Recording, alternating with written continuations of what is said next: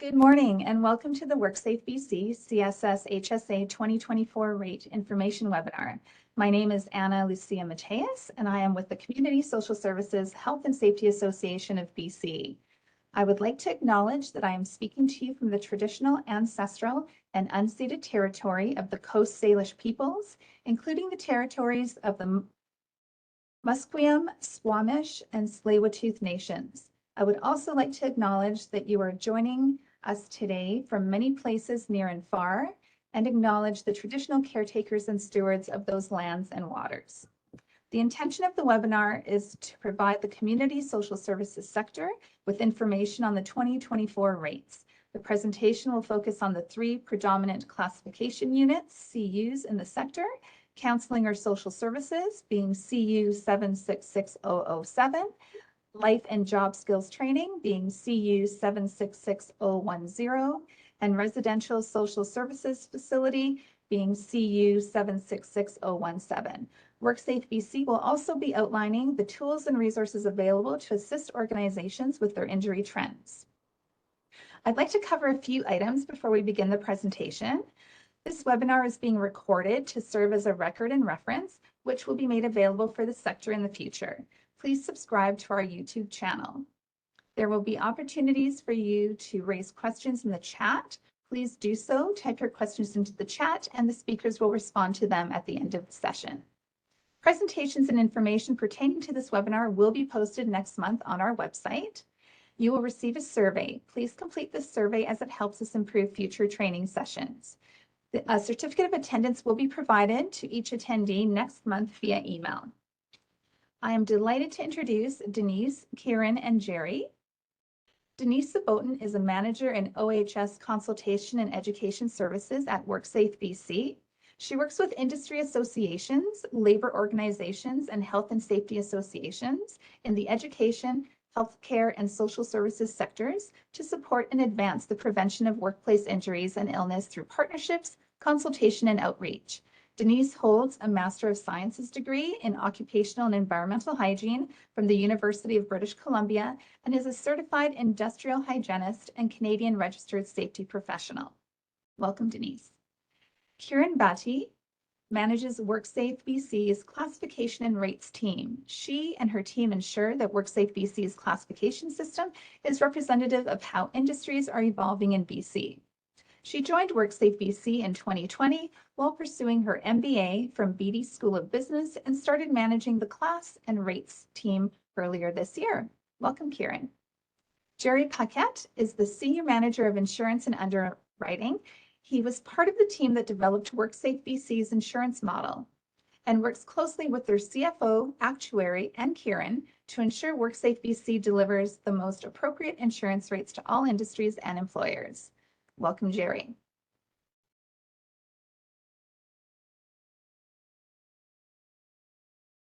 Great. Well, thanks very much for that introduction, Anna, and hello to everybody this morning. We're very happy to be here with you today. And as Anna mentioned, we will have a question and answer period towards the end of the presentation. We have a lot of information to share with you today, and on the off chance we're not able to answer all your questions today, we'll definitely look to collect them and follow up with you after the presentation to make sure that everybody's questions get answered. So the agenda today, we'll talk about how we set insurance rates and classify industries. We'll talk about the community social services sector specific insurance rates, and we'll talk about our experience rating system, as well as some injury statistics for the sector, and we'll also review some WorkSafeBC resources for you. Now, in order to ensure optimal connectivity during the presentation, we will be presenting with our videos off, but we'll look to bring them back on at the end for our Q&A period. And with that, I'm going to hand it over to my colleague, Kieran. Thank you, Denise. So first, we're going to talk about how we set insurance rates and classify industries. Next slide, please. Okay, so before we jump into your industry specifically, we wanted to talk a little bit about our overall system and share the information that our CFO shared in our July and October information sessions that we held for all employers. So it shows that the numbers that are shown here are for the industry as a whole and not just for your industry. It shows that while we took a loss in 2022, we still performed better than relative to all other reporting Canadian jurisdictions, which leaves us in a stable financial situation and able to offset overall insurance rates to have them remain at 1.55. And again, the figures mentioned here in terms of return to work or time loss claim rate are pertaining to the system as a whole and not just for your industry. Next slide, please. So this slide here shows that the blue total cost line and the base rate green line. This shows that our base rate, which is the overall insurance rate that's charged, has been lower than the cost rate shown here in the blue line since 2007. So this shows that our strong financial position, thanks to our investment returns, has allowed us to offset insurance rates since 2007. The red line at the bottom shows WorkSafeBC's administrative costs. As you can see that they've been flat for over 2 decades and are decreasing over the last few years. So if an individual industry's insurance rate is increasing, this should assure you that it's not because of WorkSafeBC's administrative overheads. Next slide, please. So now let's take a look at WorkSafeBC's rate group structure. And it starts with the classification unit shown here at the bottom of this image in a golden block. Industries are placed together with peers and competitors into classification units. Industry groups with similar costs are placed into one of our clearly defined 20 rate group bands. And then the industries that are large enough to form their own rate groups are placed in one of these independent rate groups, which includes just their industry in those rate groups. So classification units form industry groups, and then industry groups, if they're not large enough, they're placed together with other industry groups of similar cost, and they become a part of one of these 20 rate group bands. And if they are large enough, then they form one of these independent rate groups. Next slide, please. So this shows how classification and rate setting structure works. So we take a look at BC's economy and we divide that into sectors. Then we divide those sectors into subsectors, and then the subsectors comprise of classification unit, where firms, as I've said before, are placed together with peers and competitors who have similar business operation. And then those classification units will form industry groups. Industry groups will then form rate groups, and then we normally set rates at the rate group level. When industry groups start having higher or lower costs, they are moved to more appropriate rate groups. Next slide, please. So this slide shows that WorkSafeBC represents the entirety of BC's economy into 7 large industrial sectors and 24 subsectors. Next slide, please. So now we're going to talk a little bit about the community social services insurance rates. Next slide. So this slide shows you highlighted in blue here, the 3 classification units and the 2023 rates, 2024 rates, and the percentage changes. So we're going to be talking about counseling and social services, and they are experiencing a 20.5% increase in 2024.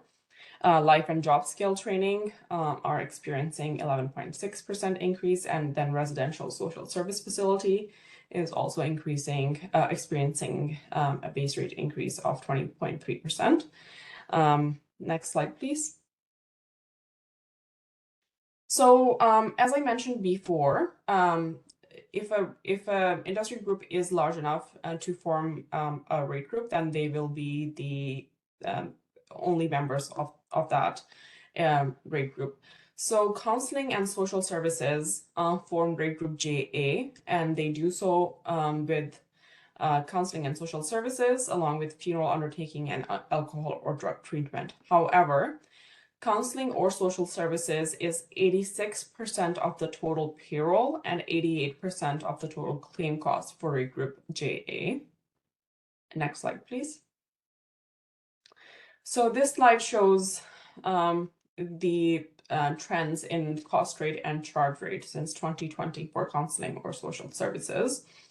As we can see, the charge rate is and has been higher than the cost rate, and it's seeing continued increase in cost and charge rate.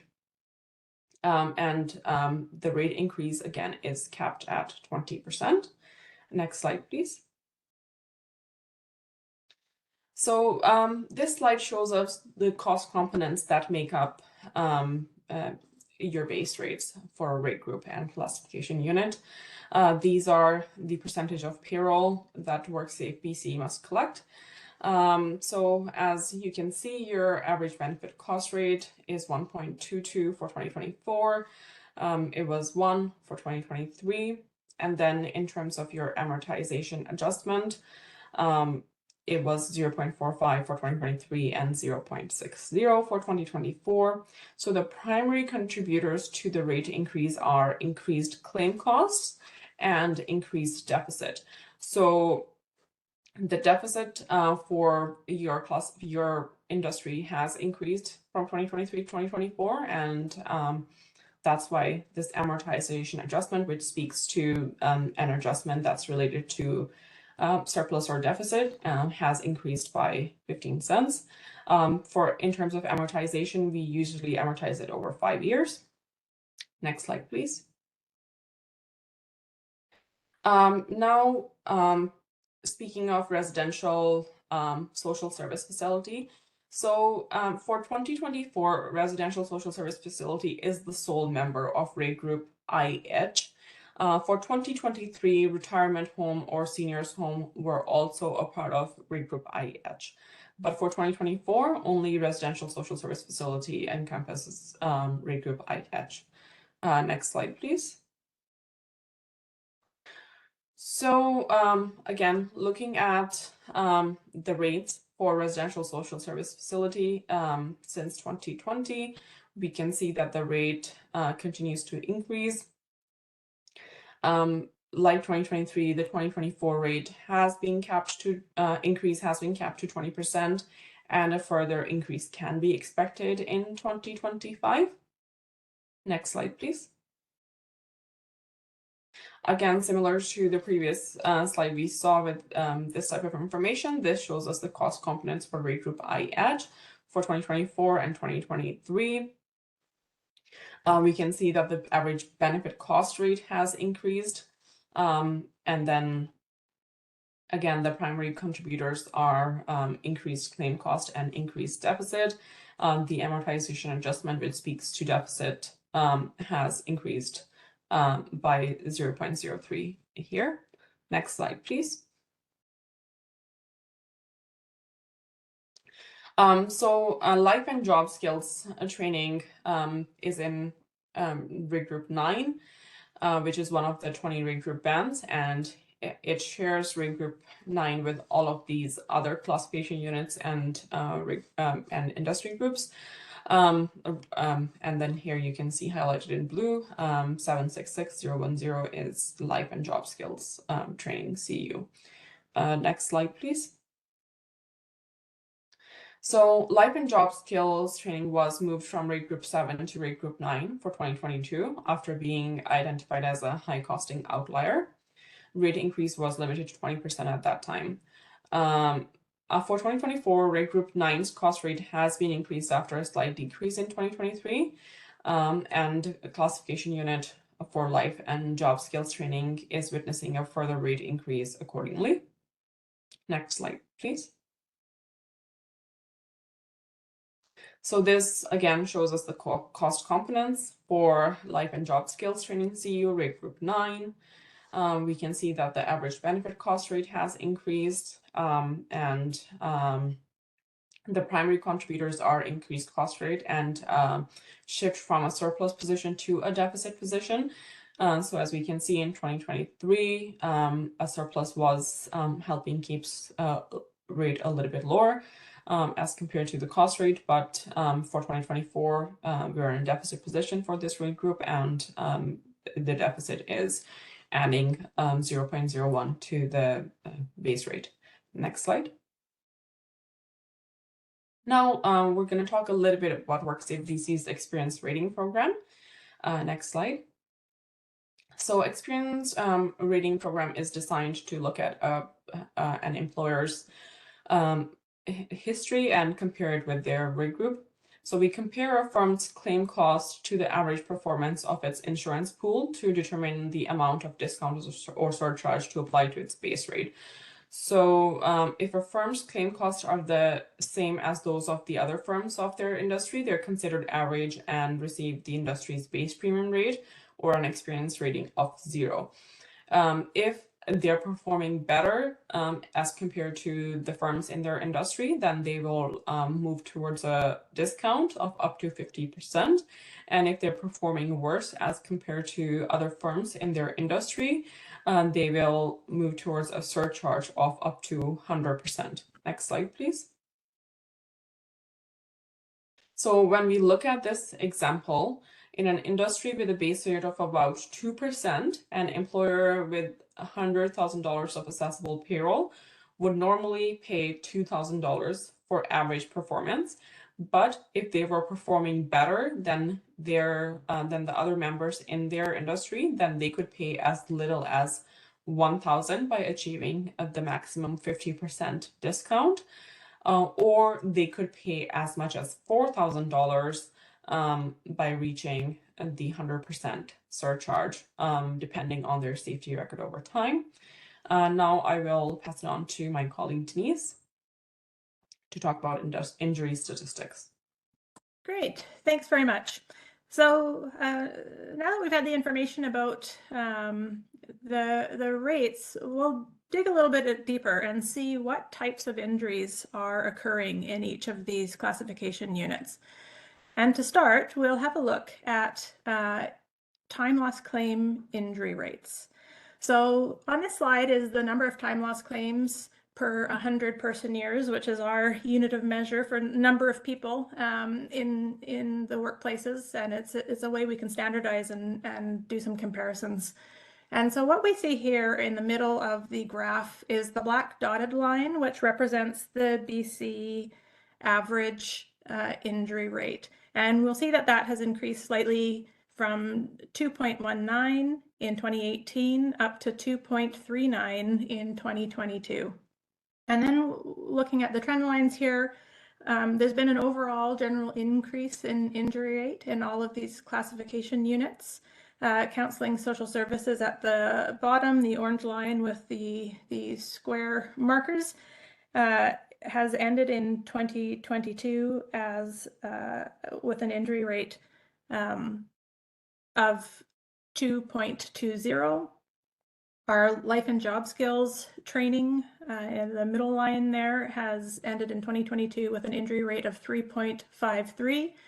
And then the residential social services facility in 2022 ended up with an injury rate of 7.08. Now looking at claims costs paid in our last 5 years of complete data from 2018 to 2022, we again, in general, there's been an increase in claims costs. So the bottom line there, life and job skills training, it's a bit difficult to see in this scale, but the costs have increased by 69% over the last 5 years, ending at 2.2 million in 2022.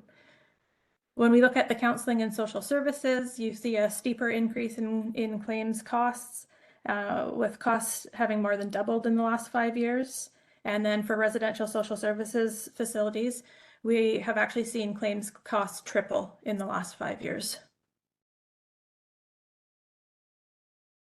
So again, digging a little bit deeper into what is happening, what are the injuries and the costs occurring in these different groups. So this slide shows the top 5 time loss claims by accident type for the last 5 years for counseling and social services. And the pie graph on the left shows the time loss claim counts, and then the pie chart on the right talks or speaks to claims costs. So when we look at the counts, there was a total of 2,686 time loss claims over that 5-year period. And the top 5 injury types were acts of violence at 18%, overexertion 18%, falls on the same level, which we commonly refer to as slips, trips, and falls at 18%. And then we see also struck by and exposure to toxic substances. Now that nomenclature might sound unusual, and the exposure to toxic substances accounts for kind of a grouping of types of hazards, but this is the category where we're going to see COVID-19 claims show up. So when we look at the other pie chart in terms of costs, what we note are some differences. So we're seeing that in the top 5, we have acts of violence, but it's a greater piece of the pie than the actual counts. So what we're seeing is that violence-related claims are very costly. They are more tending to be more complicated and costly claims for this employer group. We see falls on the same level, and we see overexertion. These are a smaller piece of the pie in costs compared to counts. But then also draw your attention to 2 new categories that show up in the top 5 costs. And the first one is that one that says MVI. So that's motor vehicle incidents. And so while they don't show up in the top 5 in terms of counts, they do show up in the top 5 in terms of cost. So those are costly injuries. And then this other bucket is other accident types. Now, again, this is a category, and psychological injuries, also known as mental disorder claims, some of those end up in this category type, not all of them, but a good portion of them. And we're seeing that 15% of costs are from these other accident types. Now, having a look at who is getting injured. So in that 5-year period, we see that 54% of social and community service workers are experiencing those injuries, followed by early childhood educators and assistants at 7%, nurse aides, orderly and patient service associates, 4%, family marriage and other related counselors at 3%, and janitors, caretakers, and building superintendents at 3%.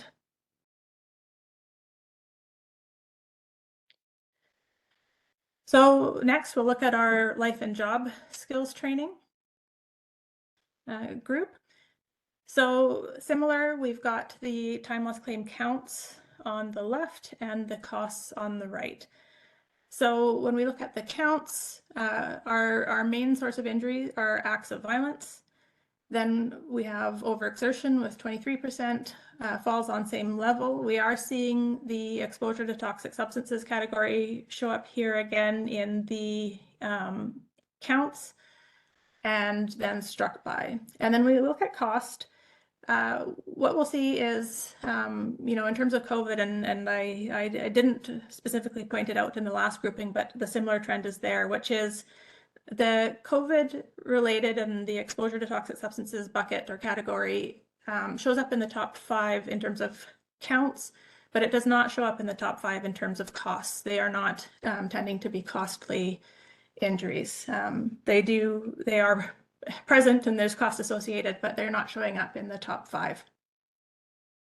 When we look at the costs, again, we see that acts of violence are very impactful, with 37% of the costs, overexertion 18%, and falls on same level. And then again, we are seeing the motor vehicle incident injuries in the costs, where it's a smaller portion in terms of counts, and then the struck by.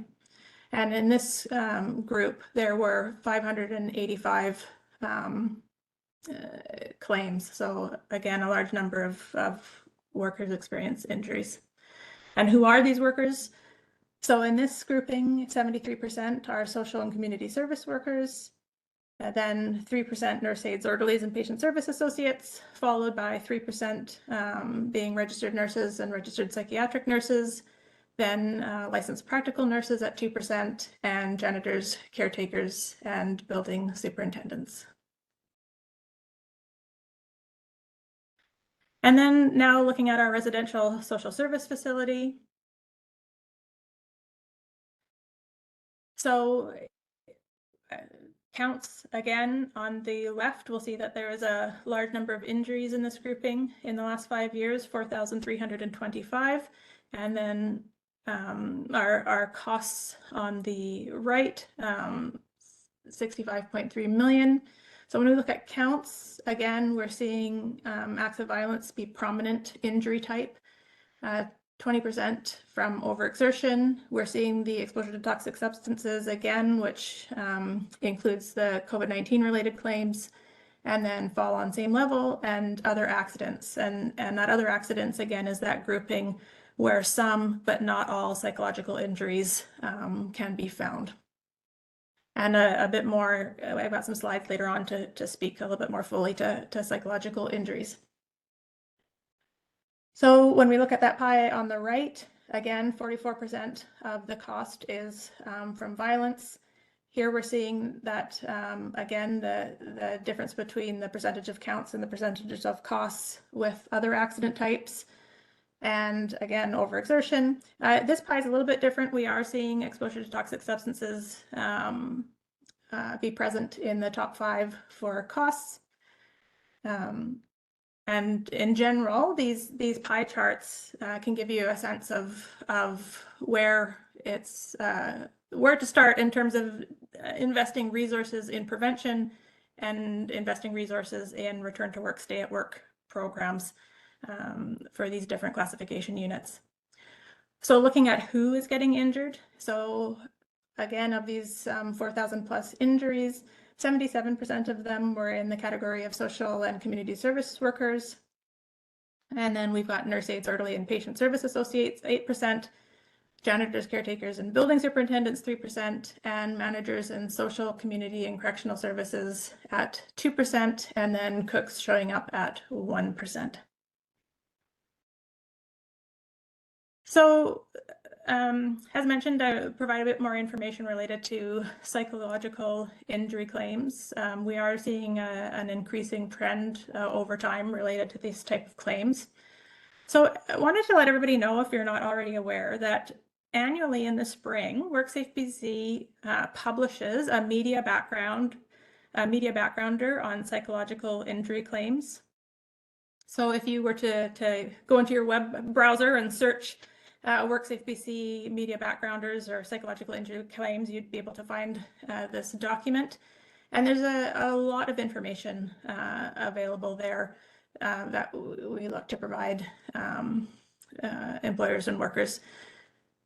So this table, as an example, shows 5 years of data. And on the left side, it shows the number of psychological injury claims that were reported. And then on the right half of the table, it shows the psychological injury claims that were allowed. And it's by each of the rows show the healthcare and social services subsector, and then it shows the individual classification units. And what we'll see is that residential social service facility and counseling or social services both show up in this table. And what we are looking at and seeing is increasing trends over time. So in 2018, residential social services facility had 45 allowed claims, and it was 122 in 2022. And then for counseling and social services, 26 in 2018, and then 78 and in 2022.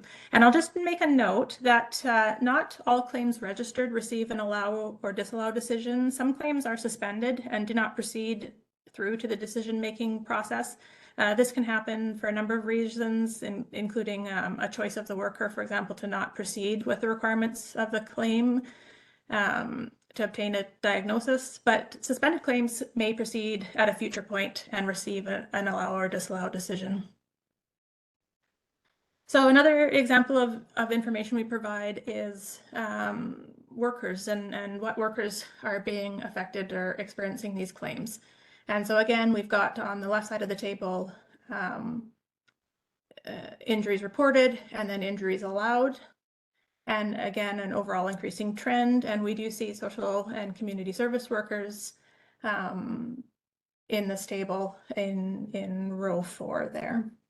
And again, the overall increasing trends. So the data I showed you were psychological injury only claims. There are a percentage of claims that psychological injury claims that also happen subsequent to a physical injury. And this year we've chosen to highlight that or separate it out in this briefing document. So when we're looking at this table, what it shows is psychological injuries that are accepted that also have a physical injury associated with it. So again, we see residential social service facility experiencing an increasing trend here, and counseling or social services not elsewhere specified. And in terms of the life and job skills training CU, it's not to say that there are no claims occurring in that classification unit. They just are a lower number and have not met the threshold to be included in the document. So what resources does WorkSafeBC have to help support workers and employers in the prevention and the stay at work, return to work realms? So to start, we do make a point of trying to share as much data as possible within the allowance of privacy legislation. So for the people that are inclined to be interested in looking at data for themselves, we do have a lot of available data for you to be able to look at. So again, if you were to go into a web browser and say WorkSafeBC shared data, you would come to our web page. We've got a number of reports that can be looked at here, and a lot of this information that I've shown you today is actually available in these reports.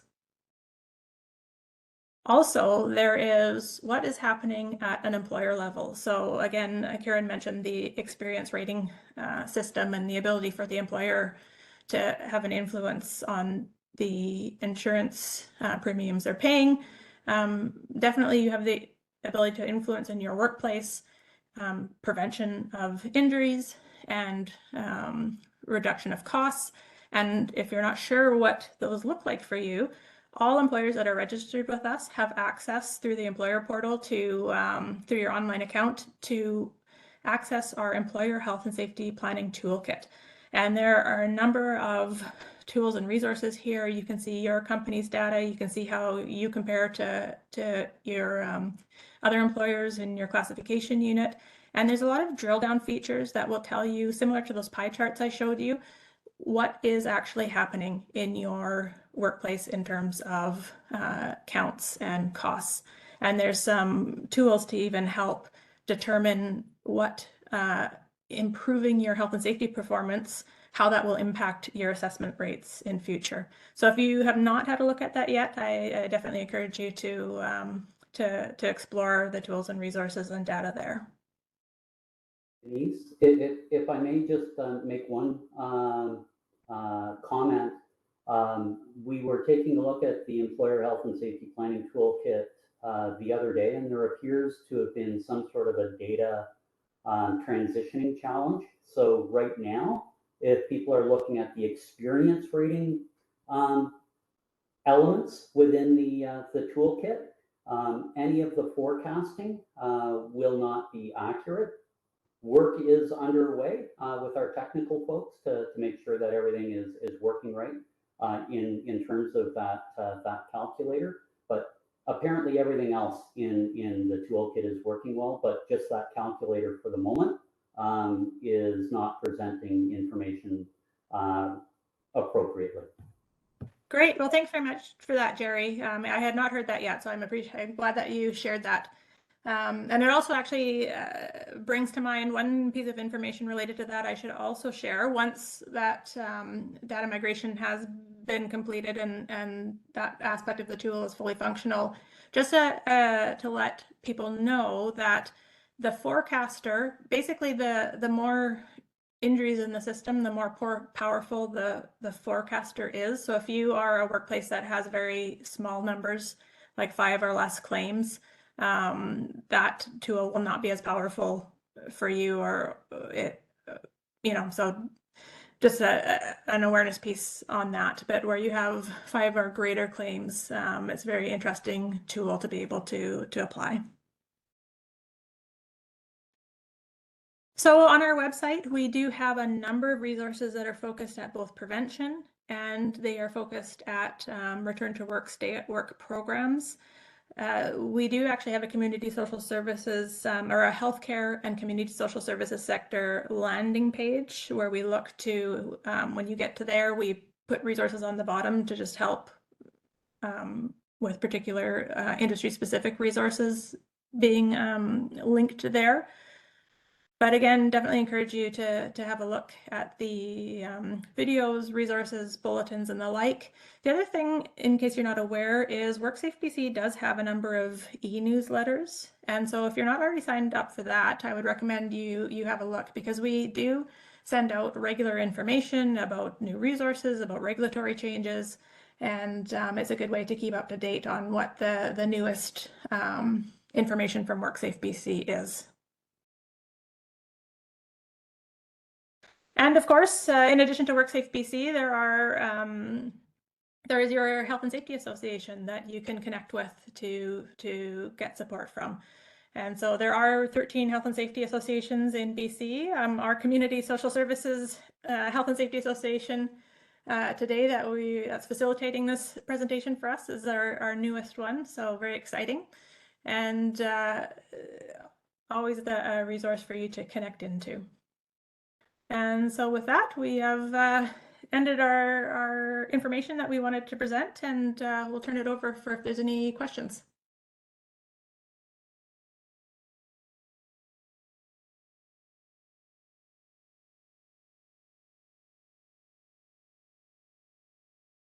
Thank you, Denise, Kieran, and Jerry. Just having a look here at the chat box. I don't see any questions at this time. Please feel free to place any of your questions in the chat box and we will answer them for you. I did receive, I think there's different ways to put messages forward. So I did receive one question about how can our industry code get checked to ensure we are in the correct group? So that is the, how do we know we're in the right classification unit? So I'll hand that over to one of my assessments colleagues. Sure, I can speak to that. It's Jerry speaking at the moment. Each year, when we send out the rate notice to employers, once our board of directors has approved the insurance rates, included in that material is a snapshot of how we go about describing the particular classification, industry classification we've assigned you to. It's usually a page or 2 pages long. Take a look at that document, and if that doesn't look like you, please just send an email over to the assessment department at WorkSafeBC, or give a telephone call to the assessment department. Their contact numbers are readily available right on the homepage at WorkSafeBC.com.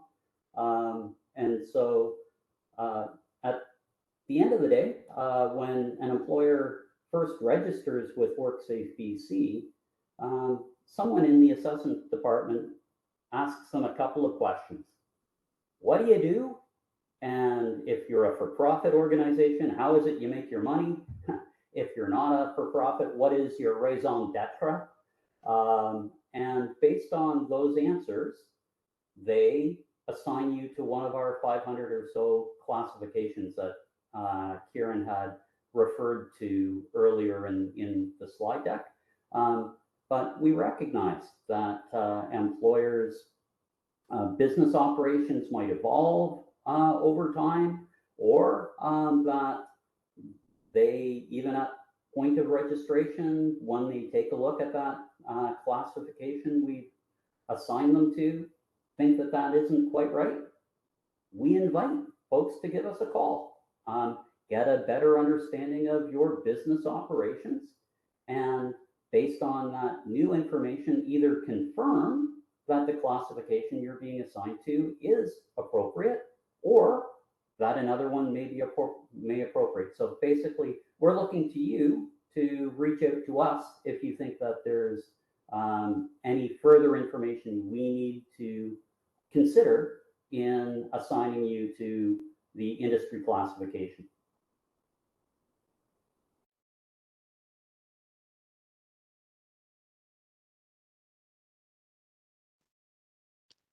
Jerry, did you want to make a comment with regards to the impact of COVID on any of the claims?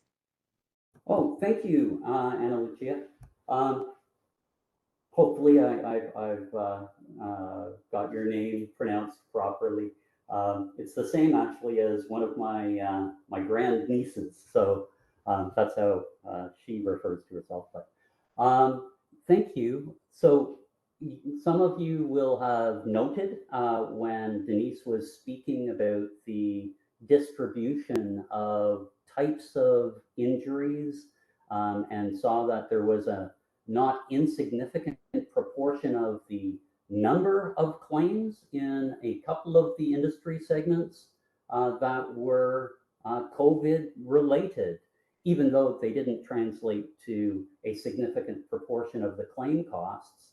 I'll assure the group that when it comes to setting the industry insurance rates, our board of directors, our executive, and our actuary recognize that this pandemic is not business as usual for any industry.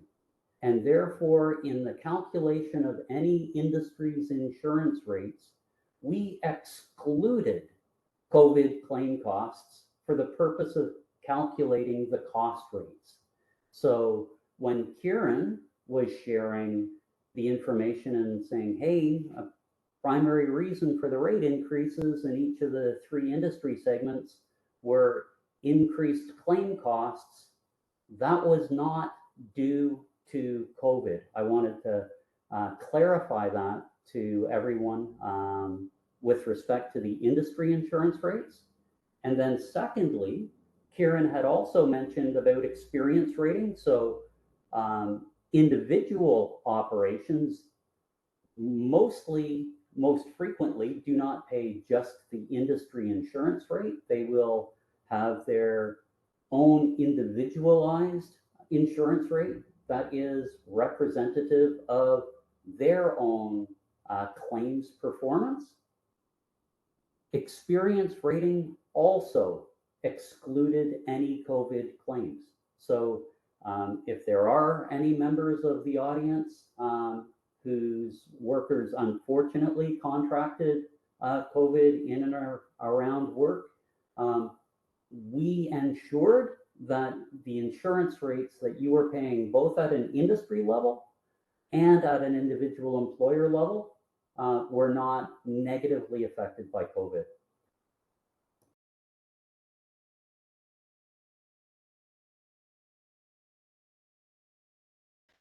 Great, thanks for that, Jerry. And I'll just add on, again, where you can kind of see it from the pie charts, but just to emphasize where we really are seeing increasing costs over time in general in the community social services sector are from those acts of violence related claims, and as well as psychological injuries in general. So other accident types and psychological injuries associated with other types of incidents, including violence. So those are some of the key drivers of claims costs and increasing claims costs over time.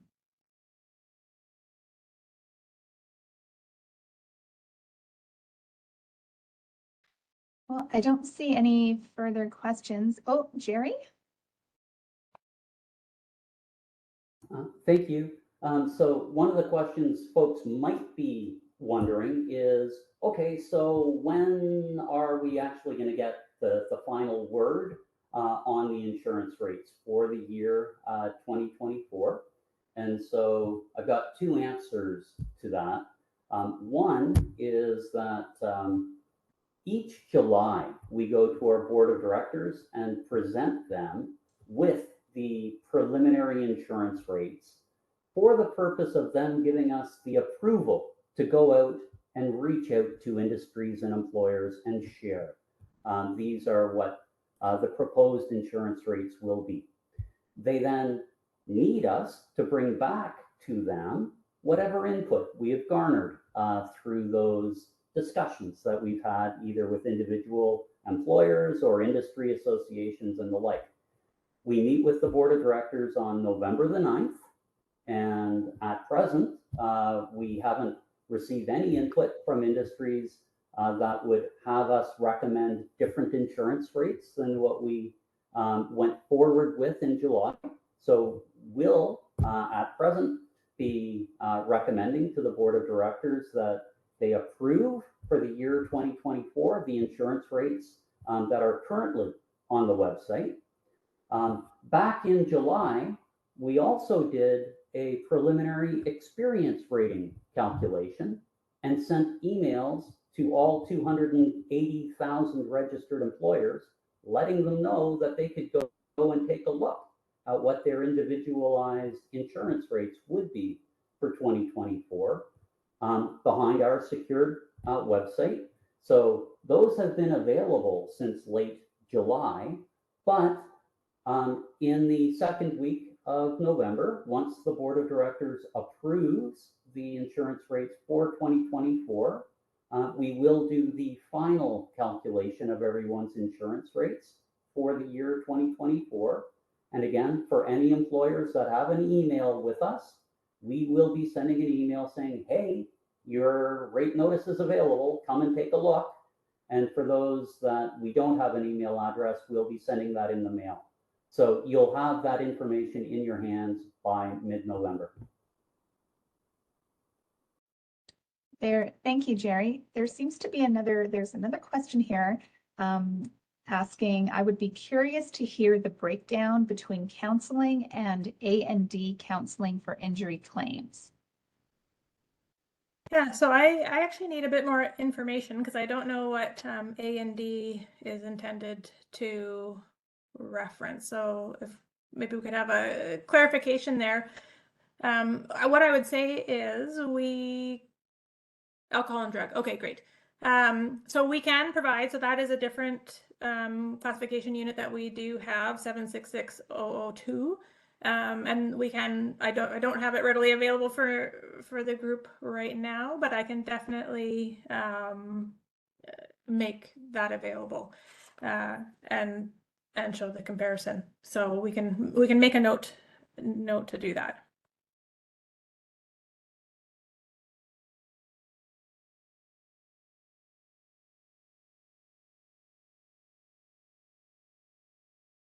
So with that, I can actually, you know what, we've got a couple of minutes. I might be able to call it up because it is part of our publicly available information. And I'm generating the report now. We'll see what we can see. Fantastic, Denise. And while Denise is doing that, what I could do, I'm not sure if we have the ability to post the website once again, or the PowerPoint presentation once again to the slide where Kieran showed the proportion of that particular rate group that is for counseling. So alcohol and drug treatment is a separate industry classification, but the counseling classification unit itself does represent the lion's share of the entire rate group. So it's what is driving the costs for that particular insurance rate. If there was a sub question within that question around A&D, around, hey, what are they actually contributing towards the insurance rate? Overall, they're actually less costly than what the counseling classification unit is. Because on that slide that Kieran shared, what we saw was that counseling, while it represented 86% of the payroll, it was 88% of the claim costs. But back over to you, Denise. Yeah, that's great. I appreciate that, Jerry. And yes, and so Jerry answered the lion's share of the question. Just for curiosity, when we look at the top 5, when we look at counts for that classification unit in the last 5 years, overexertion 24.5%, falls on the same level 15.7%, acts of violence 12.9%, exposure to toxic substances, which includes that COVID-19 claim group, 11.6%, and then falls from elevation at 6.6%. That is the counts. And then the costs breakdown. Again, we see that difference between the counts and the costs. So in terms of costs, the top cost is associated with acts of violence at 30%. Overexertion is then next at 17.2%. We have that same trend of motor vehicle injuries showing up in the cost pie, like we saw in 2 of our classification units, at 12.7%, and falls on same level 10%. And then in the 5th spot, the other accident types, 8.7%, which includes some but not all psychological injury claims. So I see we are coming close to time. If anybody does happen to have a question that occurs to them after the fact, please feel free to connect in. I don't know, and if I can volunteer you and the Safety Association as a conduit for that, but always we welcome any questions that anyone has on these topics. So Yes, definitely. Please reach out to us. Thank you again, Denise, Kieran, and Jerry, for their presentation and the valuable information they provided to the community social services sector. We are very, very grateful. And again, if you have any questions, please forward them through and we will have those answered. Thank you all for attending and for the great work you're doing in your communities. Have a wonderful day, and the session is now concluded. Take care, everyone.